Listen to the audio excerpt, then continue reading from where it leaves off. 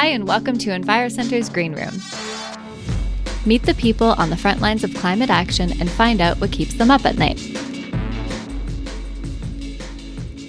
I'm Mandy, and this week we're joined by Akil, founder of The Box of Life. Welcome, Akil. Would you like to introduce yourself to our listeners? Hi, Mandy. Hi, everyone listening in. My name is Akil, and I am the founder of The Box of Life, which is an Ottawa-based vermicomposting company. I help build compost heroes out of everyday residents, and I show people how to build an ecosystem inside their kitchens so that they can convert their food scraps into healthy soil. Amazing. I love that. That's a great description. So we ask all of our guests to bring one environmental fact to share. What have you brought with you today? So 1 teaspoon of healthy soil contains more bacteria, fungi, and other microbes than humans on Earth. This life beneath our feet, it needs to be nourished and fed because of the vital role they play in supporting all other life on the planet. Wow, that's an interesting fact. We are off to a great start. This is very good so far. So on a bit of a more serious note, what climate problem keeps you up at night? So lately, the climate anxiety has been real with all the news around us. I'm a pretty good sleeper, so I don't stay up that often. But when I do, it's to think about the amount of waste we create as a society, as a civilization, as a species. And the lack of consciousness about that waste, what happens to it.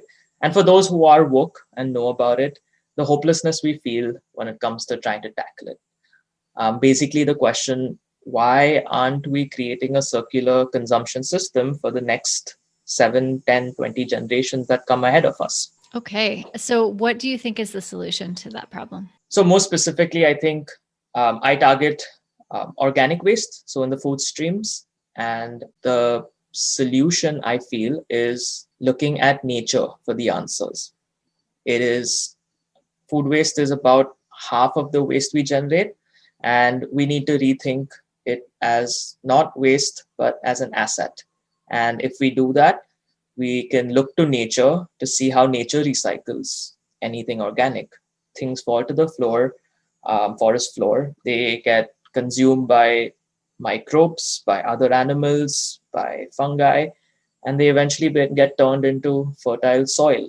And when we add humans into this equation, we grow our food, in our fields, we transport it to cities, we consume it in our kitchens, and then the food scraps get sent to landfill if your city doesn't have composting. If it does have composting, it is composted, and then that compost can be used in fields. Many times it's not.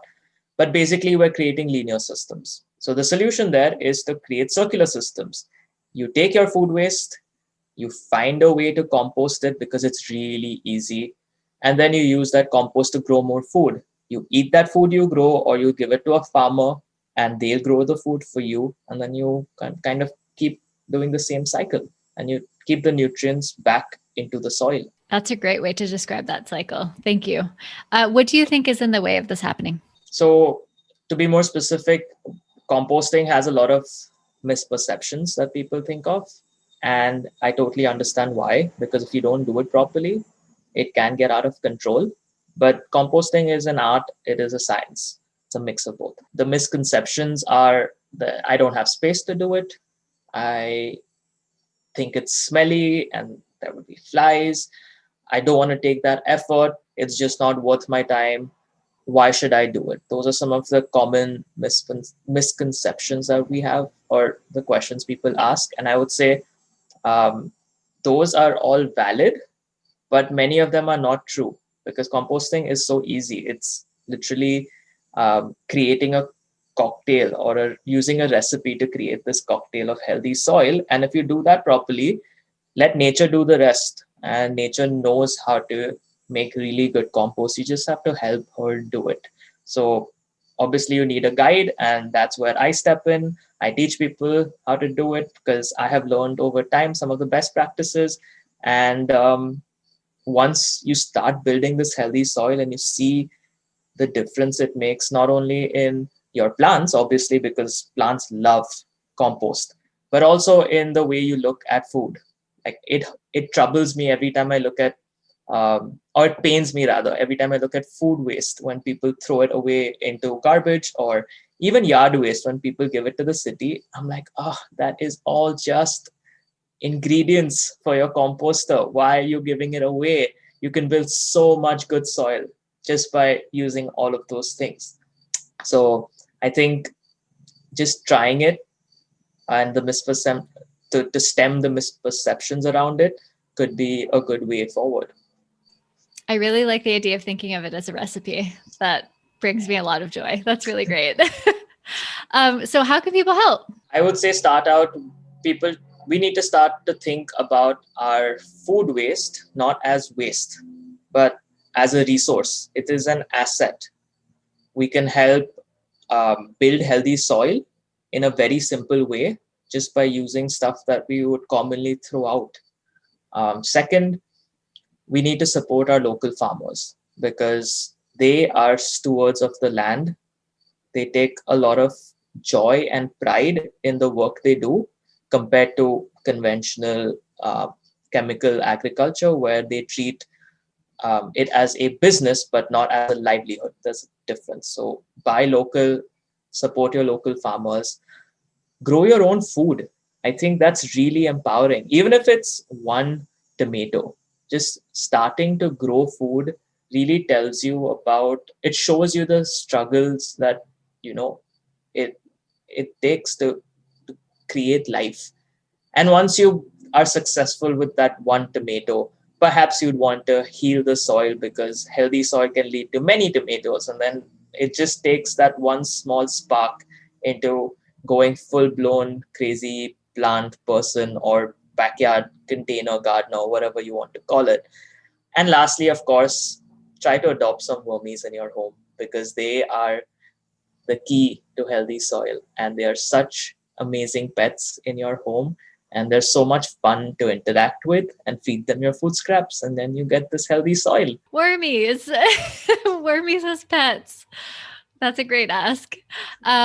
So what for you is the good future? So in an ideal world, I would like everybody to have a composting system either in their backyard or inside their kitchen. I know that's not realistic because a lot of people are turned off by worms, so it's completely fine. But if you're not, please adopt wormies inside your house. If you are squeamish about it, maybe the future is community composting. That's something we want to build in Ottawa. We want to get neighbors together and create larger composting systems in neighborhoods where everybody puts their food scraps in there.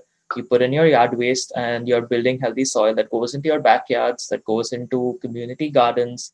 And we don't send our food to landfill. We avoid the trucking emissions to take all our compost or food waste away from the city, away from where we are growing food. So instead, a community composting model would be, I think, a blissful future for us in Ottawa. Also, conveniently, if you're listening to this, we are planning to announce something very exciting with EnviroCentre coming up. So stay tuned on Instagram to know more about what we have to offer. That's it for this week's Green Room. Thanks so much for joining us as we get to the heart of climate action. You can find out more about our work and sign up for our newsletter at EnviroCentre.ca. Follow us on your favorite podcast app or subscribe on YouTube. See you next time.